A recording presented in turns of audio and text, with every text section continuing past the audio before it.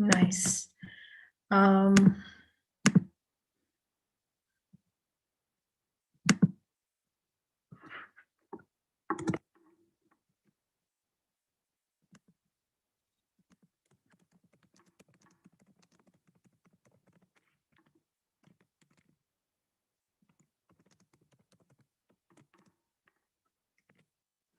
all right.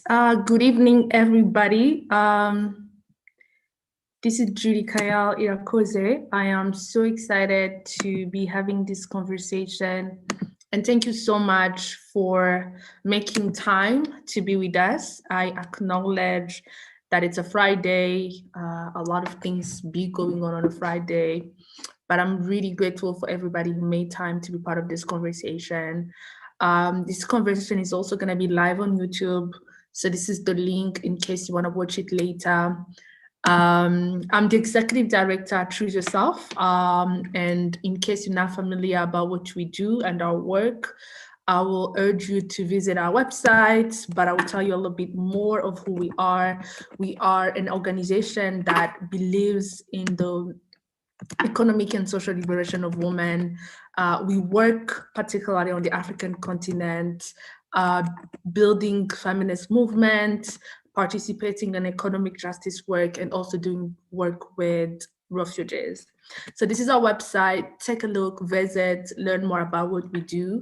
Girl Talk in particular, it's a program that that consists of creating spaces for women and girls and non-binary folks to unpack and organize for the liberation of their own liberation in their communities. The spaces literally aim to raise awareness, create a space for conversations, but also chat on how to be part of the social change that is happening in their community.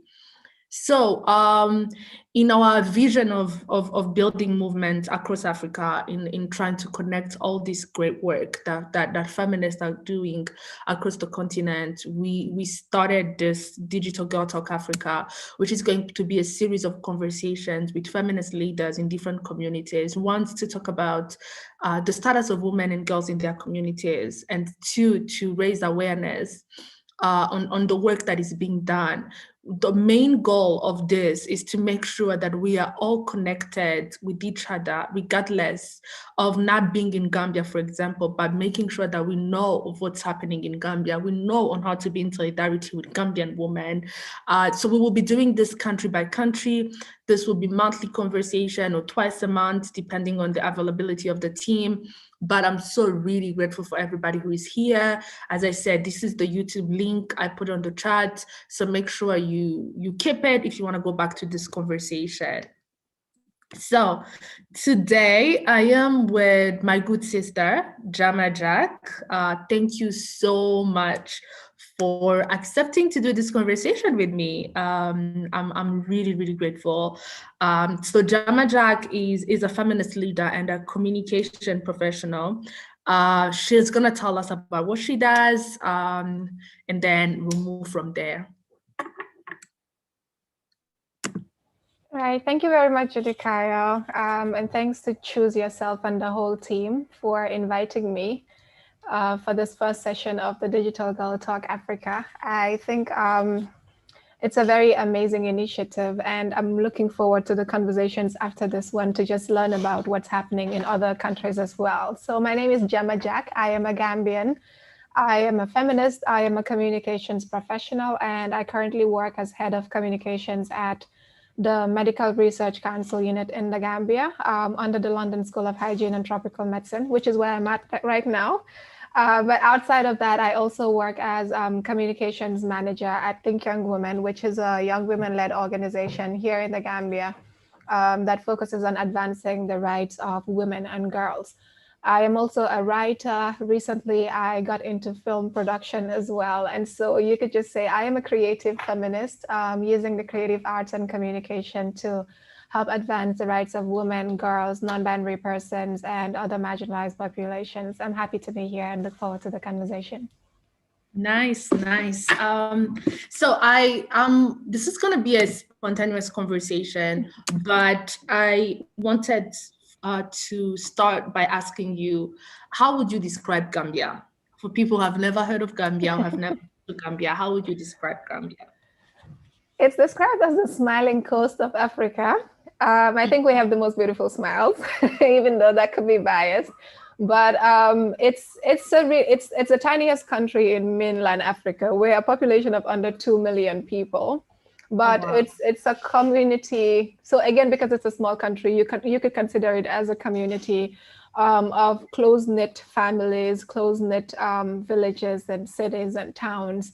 But also a place, I guess, since there's positive, there's also the other side, a place where women are still trying to, I guess, live freely and really actualize their goals and their potentials. So it's a small country in West Africa, very vibrant cultures, very friendly people, very warm people, amazing food as well, the most beautiful beaches, but also under all of that, a lot of struggle and a lot of work being done to make sure people live dignified lives. Nice. So my first question is going to be, how would you describe the current status of women and girls in the Gambia? In simple terms, I think we're tired. we're all tired. The women are tired. The girls are tired. The members of the LGBT community are tired. The poor people are tired. The persons with disabilities are tired. And I think it's really rooted to the fact that we live in a patriarchal culture. And I don't think this is different from, where so many people on this call are from and their context. So it's a patriarchal culture. Like I said, women are still just trying to breathe. We're still just trying to live. We're still just trying to stay afloat. And so the status is mixed, really. It's not completely 100% all positive and rosy, but it's also not 100% all negative and disheartening. So in general, obviously, it's a patriarchy. So all of the things that would happen in a patriarchy, the subjugation, the oppression, the violence, all of those things currently exist. We have laws like all other countries that are supposed to protect women and protect our rights and, support our growth and our development. But obviously having the laws and seeing those laws work for us are two different things. And so there are very huge gaps in seeing those laws work for women and for girls and marginalized groups in this country. On the other hand, even where we have laws, some of those laws, when you explore them, are completely discriminatory. Some of them are still violent. Some of them are still very exclusionary, and they do not really fit in with global human rights principles and standards that have been set. So in general, I think it's women and girls and marginalized populations, underprivileged groups, basically trying to find their place and survive daily in a country that continues to shout that we have rights and we respect human rights, but that does not do the work to ensure that people are able to enjoy these rights. They're able to live a life of dignity. They're able to live a life where you don't have to live every moment of the day fearing the threat of violence that exists. We have a very, very heavy culture of sexual violence in this country. And it's something that's not talked about enough. It is changing, especially with young feminist organizations and young feminist groups and individuals, speaking out, survivors coming out and sharing their stories. It is changing, but what we're not seeing is justice. So those are all areas. So GBV in general, cases of gendered violence, we're not seeing justice in this country. Education, the same. You see, so I think a few years ago, we were able to reach parity, gender parity at primary level. But then the more you go up, once you hit secondary, you start seeing that girls are dropping out. And it's for the same reasons that we've mentioned. They're being pulled out of school to get married. They're being pulled out of school because maybe the family cannot afford to send all the children to school. So the girls are the ones who get pulled out first. And so many other reasons. On the political sphere, there's still so much that we can do and such a long way to go to see women's political leadership in this country and make sure it's effective. So I have this thing where I'm like, I don't like the quota system because it really just, it facilitates tokenism where we can just drop one woman in the pool and say, oh, there's a woman in there. And so there's still a lot that needs to happen at political level, but also just leadership in general, in the home, in our institutions, in the formal and informal sector.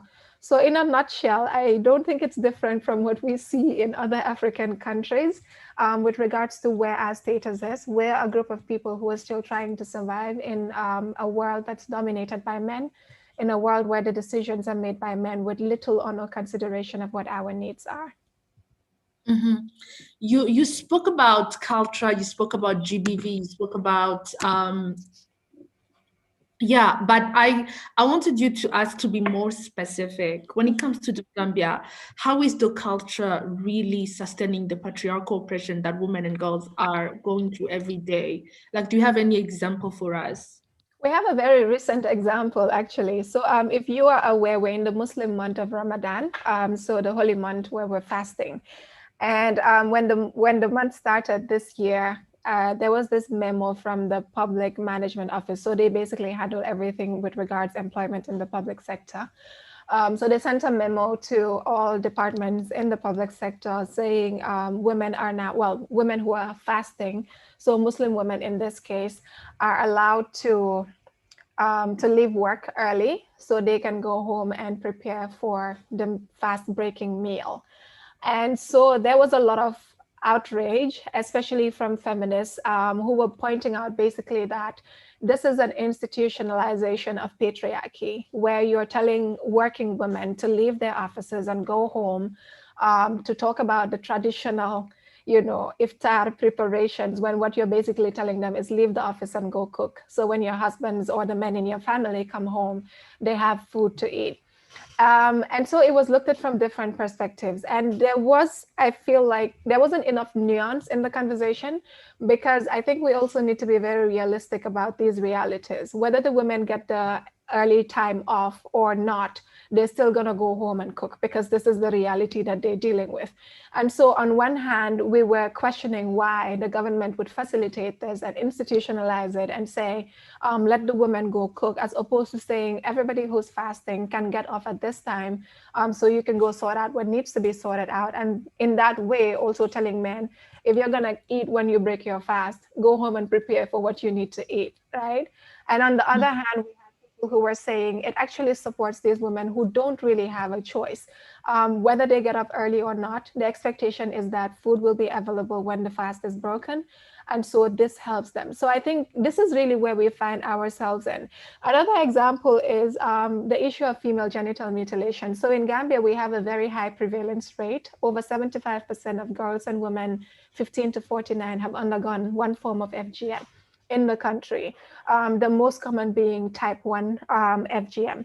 And so in 2015, we had a law banning the practice in the country, but it's been what? It's been over 5 years since we've had that law, and there hasn't been a single person held accountable for FGM, even though we know it is happening in communities, even though we hear of these cases and we report them through the right channels, but nothing is done.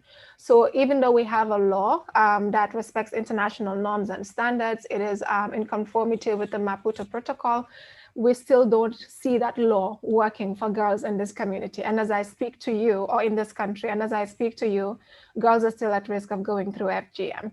The same for child marriage. We had a law the following year in 2016, and up to date, no prosecution, nothing at all. And so it just shows basically, and the things we try to understand, who is implementing the laws, who has the responsibility to implement the laws. Because if you are going into a police station that's filled with men who, one, don't care, and two, who probably come from families and communities that believe these things are right, how do we expect them to now, carry out their official functions or to carry out their responsibilities as law enforcement officers and potentially go arrest their mothers or their sisters or their aunties, So you go into certain police stations with a report on FGM and they tell you, oh, we did not know there's a law on FGM. I'm like, so somebody's asking what's FGM? It's female genital mutilation or female circumcision.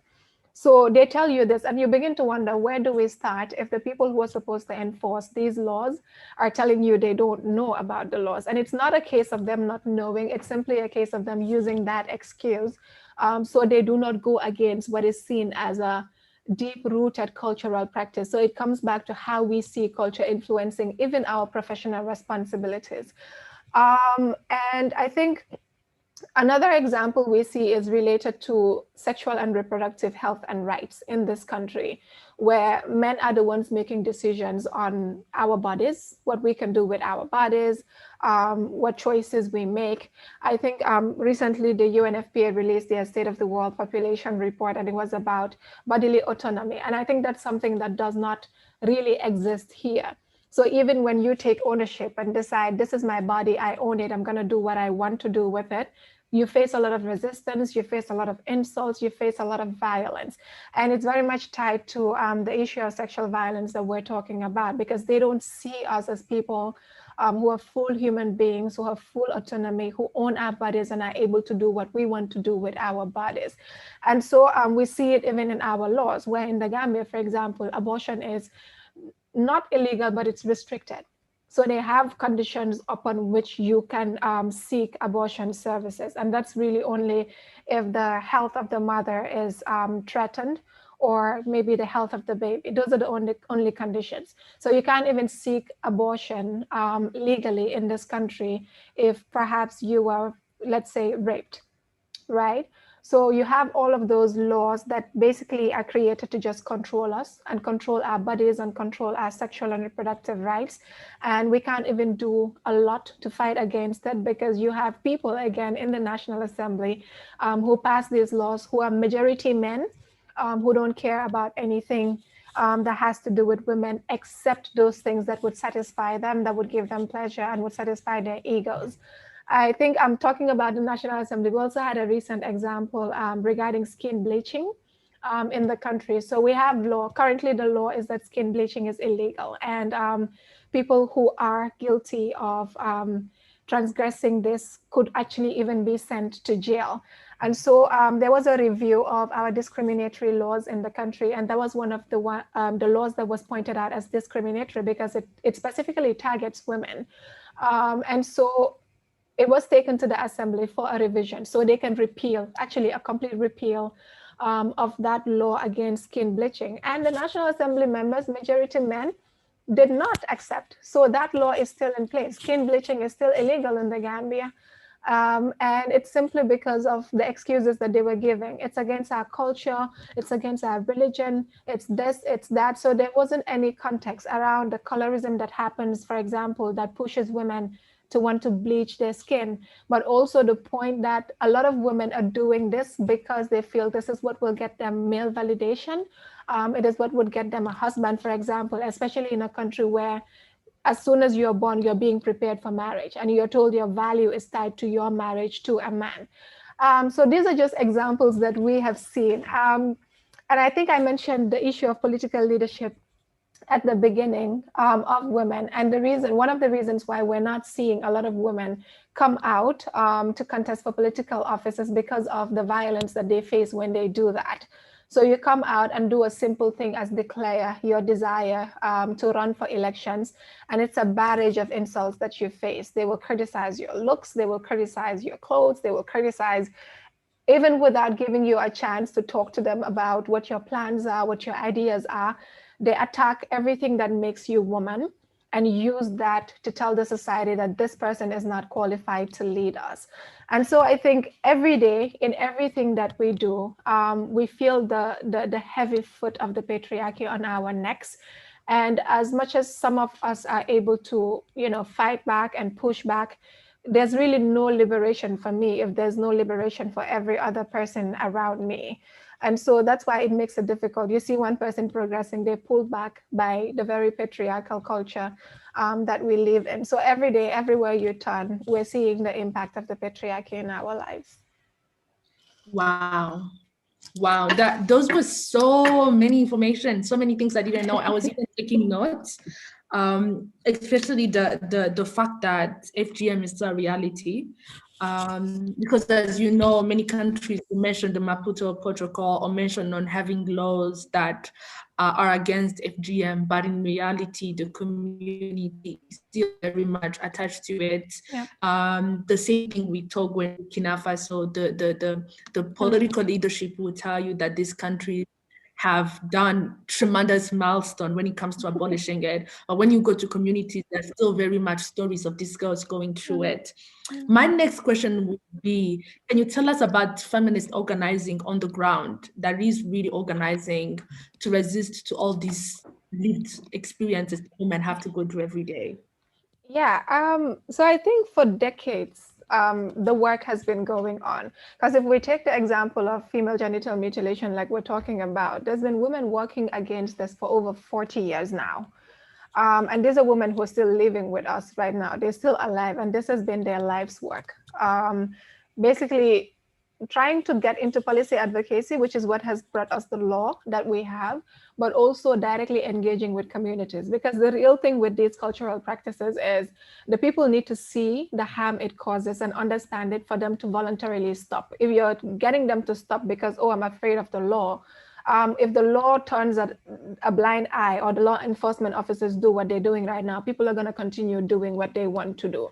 And so the movement has been here for decades. And like everything, it's been shifting. It's been changing form. And I think it is also due to the fact that with every generation that comes, there is more learning, but also there's more unlearning. And there is a better touch in reality with what people's experiences are and how sometimes we're just focused. So for a long time, a lot of the work in the women's rights space had been focused on equality. And the equality here was between men and women. So there wasn't even any conversation around, how does this affect people with disabilities? How are people in the LGBT community affected? So those intersectionalities did not exist before. So it was simply a case of, oh, we need to get equal rights as men. We want to be equal to men, or we want to be seen as equal to men as far as our rights are concerned and as far as the opportunities that we're able to access. But I think with every generation, it is changing. It is not perfect right now. There is still a huge way to go when it comes to just how much more inclusive and how much more, how much of an intersectional lens we apply to our feminist work. I think there is so much that still needs to be done, even with us young people who are organizing.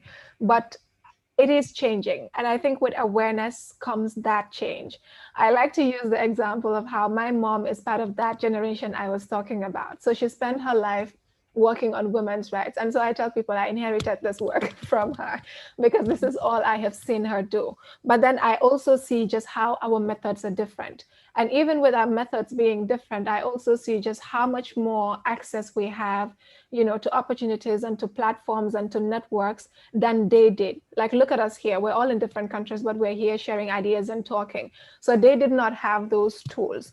And so one of the things I always emphasize is the need for intergenerational learning and intergenerational spaces where, we're able to learn from the generations that came before us, such that we're not duplicating the work that they did and that probably did not work, and so wasting resources, but also so we just understand who was here doing this work before us and where can we carry this work forward from. What did not work? Who was left behind? How do we ensure that moving forward, we're not leaving anyone behind? And so I think that is what is happening right now with the younger feminists, with the younger women's rights activists. There's a lot of thinking around that, even if there's not complete action just yet. I think there's an awakening to it. And I think one of the challenges also is just the setting we find ourselves in, and people thinking, oh, but we're limited by this, and not taking steps to actually do something about those limitations. So we have quite a bunch of organizations based in the communities. We have organizations or collectives and groups that are based in one place, but are doing work across the country. We also have individual feminists who are using their platforms, to speak up, but also to lend those platforms as well to other people who may not have the privilege of having access to certain spaces. And so our work is basically around, not just dealing with the issues like FGM, child marriage, blah, blah, blah, it's with attacking the root of the problem, which is the patriarchy. And we're doing this in so many different forms, in education, in the conversations we're having. The organization I am in, for example, we run a mentorship program for adolescent girls, and we're seeing in real time, how the change in their mindset is translating into change in their homes and their communities and generally in the country, and seeing how they take up leadership positions.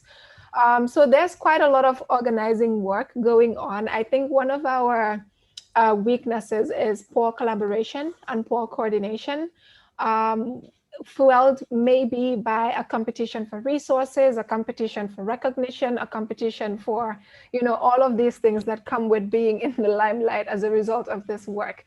So if there's one thing that we need to work on, it's just that collaboration among our initiatives. So we are maximizing on the talent we have. We're maximizing on these capacities that we have, and ensuring that the results we're getting are actually benefiting the people that we say we're doing this work for, or we're doing this work with and on behalf of. So yeah, that's really where we are. A lot of challenges, but still a lot of movement. And I think it's only gonna get better as we continue to grow and work. How young is the feminist organizing? I can't say. I can't say. I'd promise, maybe 5 years.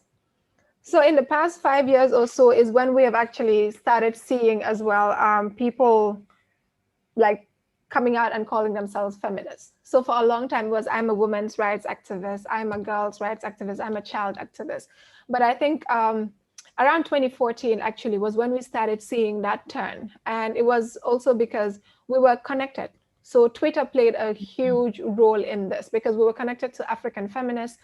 We were seeing what they were doing, old and young.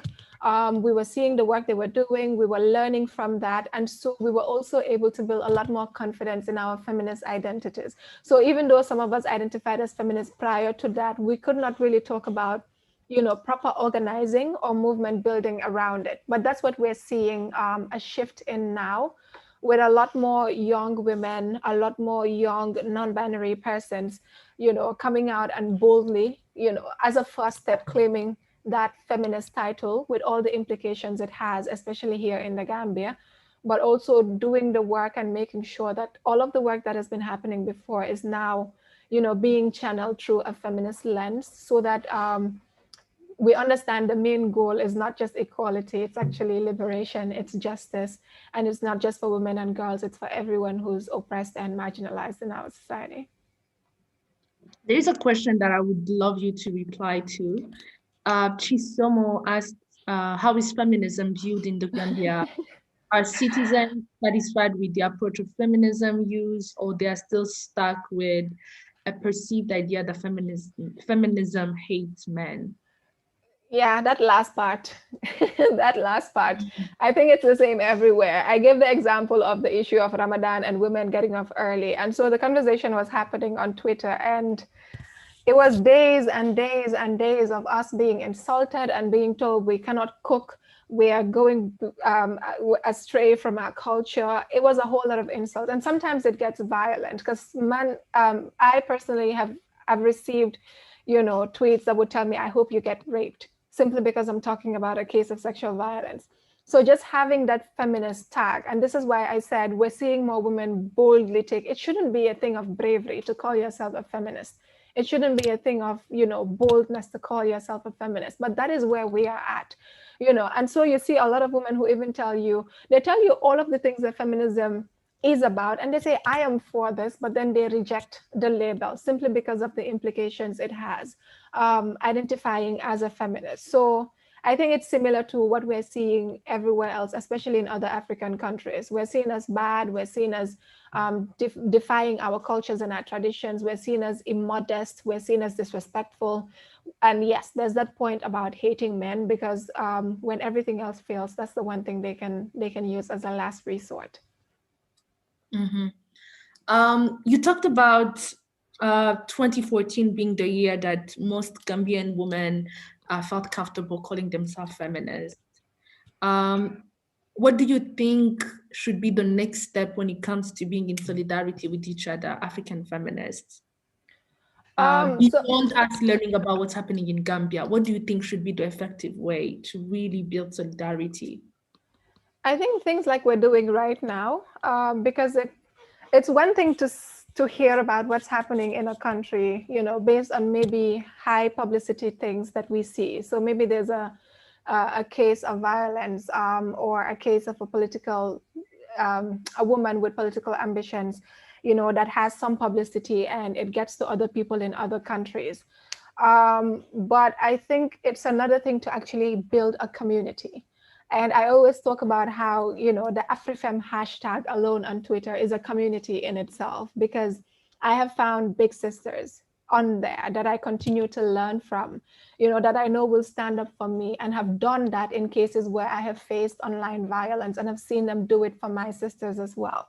And I think for us, it's basically just building those communities among ourselves across our different countries, whether it is through our organizations, whether it is with individual feminists who are not affiliated with any organization or collective or group. I think those are some of the things that we can do. But it's not just also providing support to one another. It's how do we collaborate around some of the work that we do, especially understanding that these things are not standalone issues for Gambia alone. So I'm talking about examples in Gambia, and I think if somebody from Senegal were here, they would be facing the same issues. There may be people from Kenya or Sudan or whatever other countries, and these are things that could be similar issues that they're dealing with. So how do we organize ourselves such that there is collaboration around the work that we are doing, such that we're able to move together? Because then I think it helps us to learn from one another as well.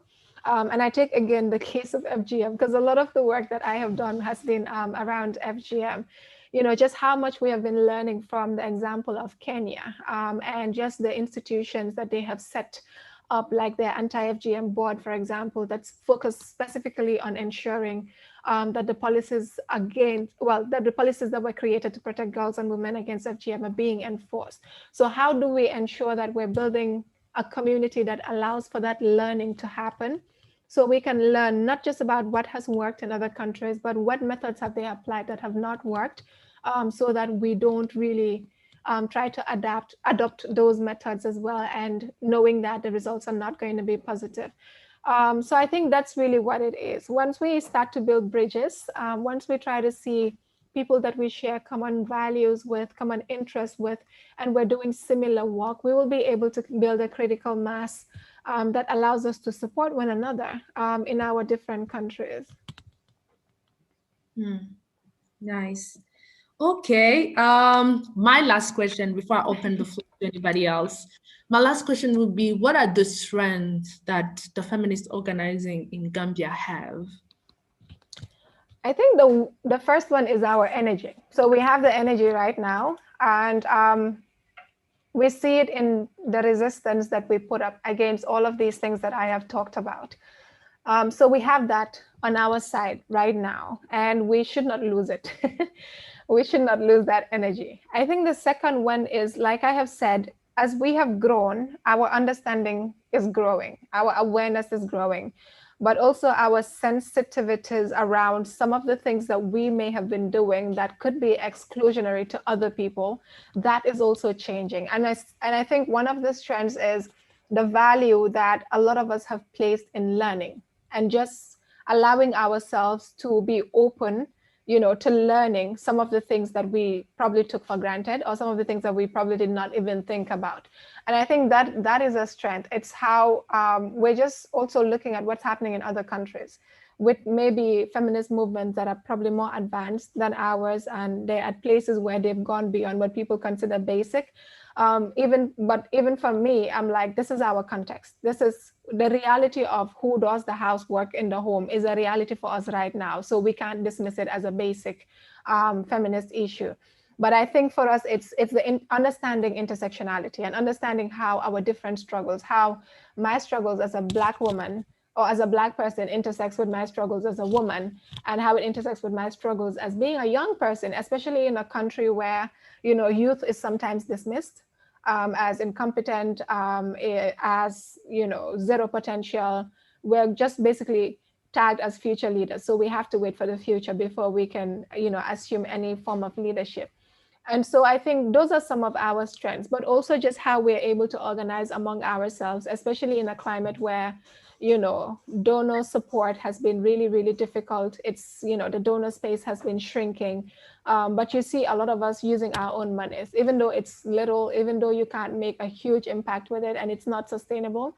We're not waiting for external funding to be able to do the work. So you see us putting together our little coins to provide support for a victim, for example, you know, or to provide shelter for someone, or to organize a safe space where we can come, or to pay for counseling for someone. There may be little things, but then those are the things that we're able to do now. And I think it basically just communicates to everyone that we're not waiting for handouts. We're going to do what we can with what we have. And then if we do have more, it shows that we're going to have the ability to do more. So I think these are some of the strengths that we have. And if we do capitalize on them, if we do, you know, take advantage of them, we could be building, you know, a solid foundation for what feminist movement building could look like in the Gambia. That's very nice. Wow. Okay, I'm opening the floor to the people who are here on this call with us. If you have any questions before we close. Jama, this was really, really amazing. To be honest, as we wait maybe for questions, could you give us names of organizations that we should look into, or individual feminists that we should look into if they're on Twitter, so some of us can be able to follow them and Yeah. continue to, yeah. So two of them are on the call right now that I can see. So Aissatou Diallo and Ida Suzy. So they are both feminists that have been doing really amazing work in the country. Young feminists engaged in really exciting feminist organizing. So I also mentioned Think Young Women. That's the organization I work with voluntarily, but that's my that's my full-time baby. There's also Equals Now, which was co-founded by Aissatou that I have mentioned here, also doing a lot of organizing, a lot, especially among young feminists. We have the Girls Agenda, that's also a young women-led organization that also does work similar to the work that we do, and we've collaborated with them a lot of the time. There's also Safe Hands for Girls, and these are basically just the young women-led organizations I'm speaking of. So there's Safe Hands for Girls that was set up with a mandate to fight FGM, but is also doing work around child marriages and women's economic empowerment now. There is WILL, that's Women in Leadership and Liberation, that also currently is doing a lot of work, especially around transitional justice. So if you guys are familiar with Gambia, we've moved from a dictatorship in 2016 and now in transition to a democracy. And we currently have a Truth, Reconciliation and Reparations Commission, and there's a lot of work around transitional justice that's happening. And so they do work around that as well.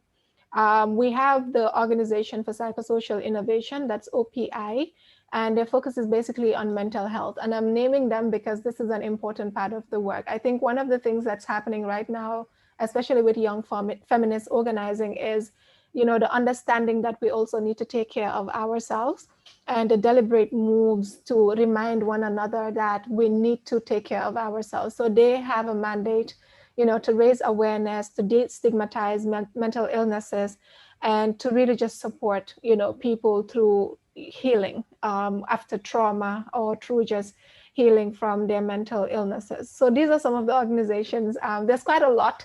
There are some that are based in rural communities, community-based, led by community members, young people in the community. And I think one of the models that we apply at Think Young Women is building networks with, you know, young people in these communities. So we work with them directly. So it's not a case where we're moving from the capital every time to go, you know, teach people in the rural communities and come back. So ours is one where we're collaborating with youth leaders in communities because they're already trusted. It's their communities. They can continue the work when we leave. And I guess that's also one of the strengths that we can think about, just how we're building collaboration among young people across the country. Nice. Anyone who has a question? Hello, everybody. Can I be heard? I'm sorry, I'm in a little bit of noise, but am I Yes. clear? Yes, we can hear you. Okay, so hi, my name is Anne and I'm talking from Nairobi, Kenya. First of all, thank you so much for having hosting this conversation. I've learned a lot. I was jotting down notes like crazy, and I'm learning so much. And I'm happy to know that African women are rising to the occasion elsewhere.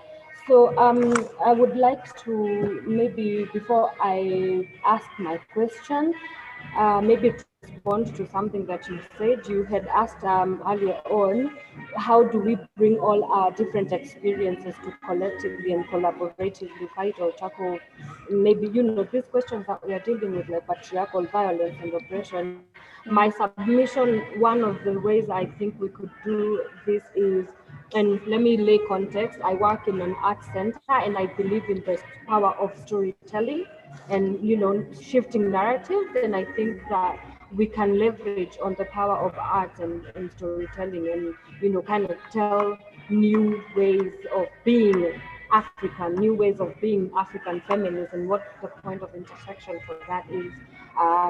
Yeah, and then also everyone keeps saying that the revolution is not going to be televised. I think it's going to be digitized, and that's somewhere that's a place to begin, having and shaping conversations even around policy and stuff like that. So how do we come together and bring all our collective experiences, even trans-regionally, transcontinentally, to tackle these issues? And then I would also I would like to ask whether feminism, is it an identity? Is it a fight for humanity? Is it a fight for women? I feel like we look at feminism more reactionary when it comes to it being termed as a fight for women, but I think it would be more responsive rather than reactionary if we started shaping narratives that speak towards it being a fight for humanity as a collective.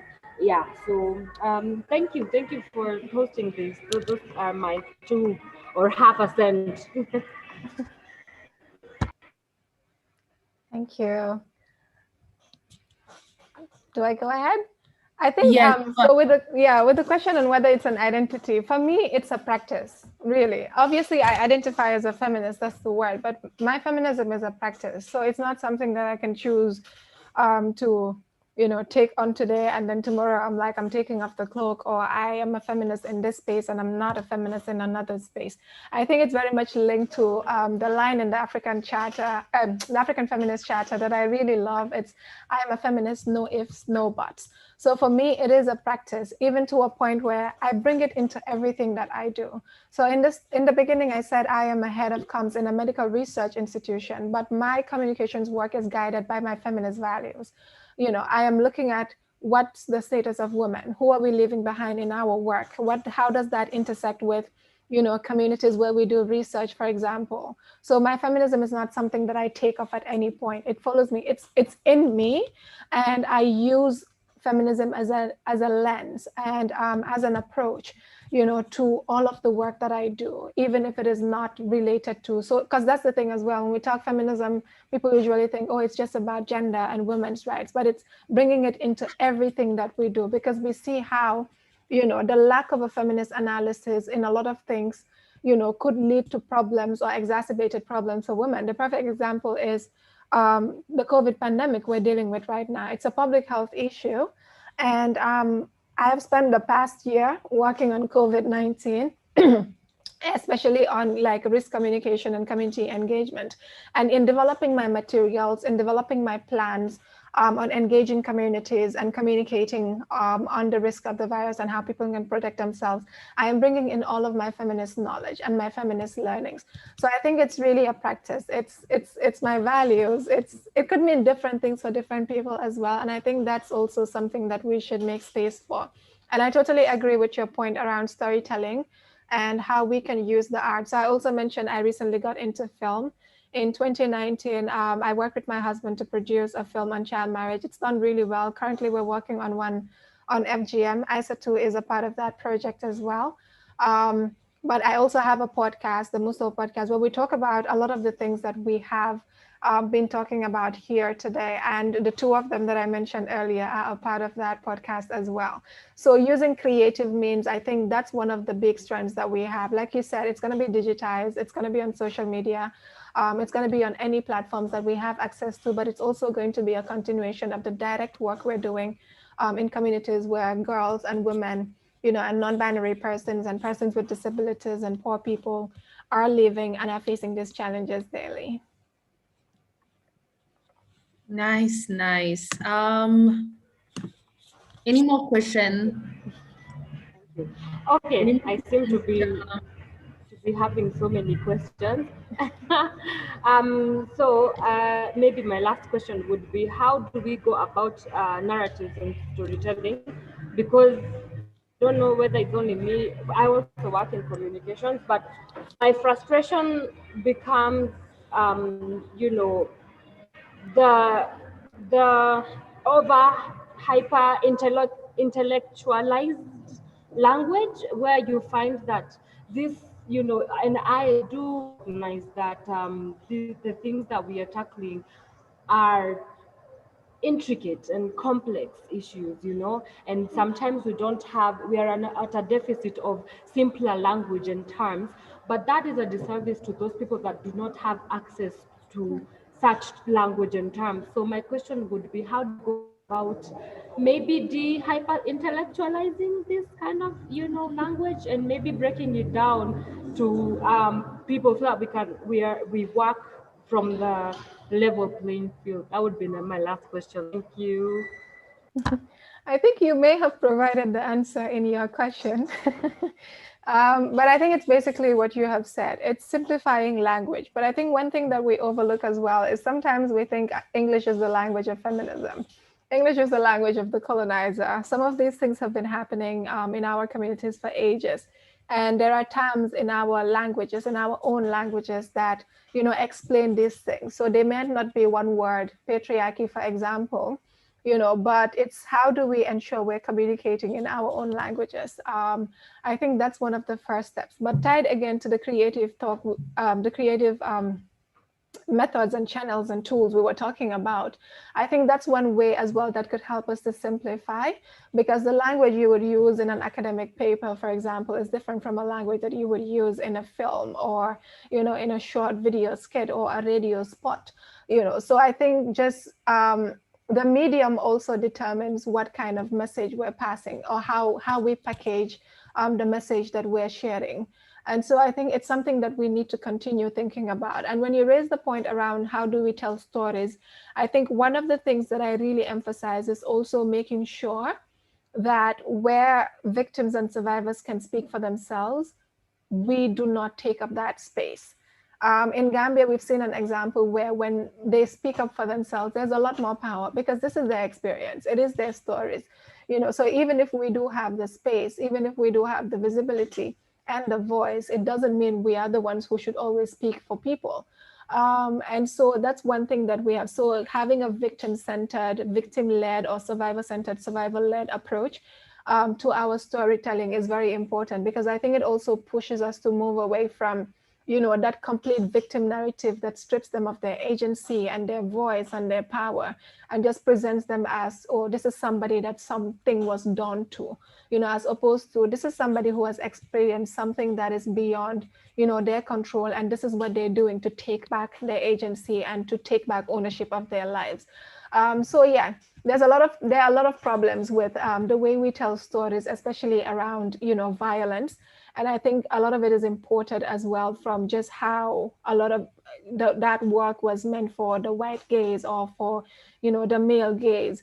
And so those are things that we need to think about. And that's why I mentioned I bring my feminism into all of my work, because message development is not just simple message development. There are implications for what messages we're sending, where, and what time. So yeah, those are things that we're still learning. And every day is an opportunity to learn. Sometimes we make mistakes, and the opportunity is really to learn from them and do better. Very nice. One more question, if there is any. But this has been such a great conversation. Okay.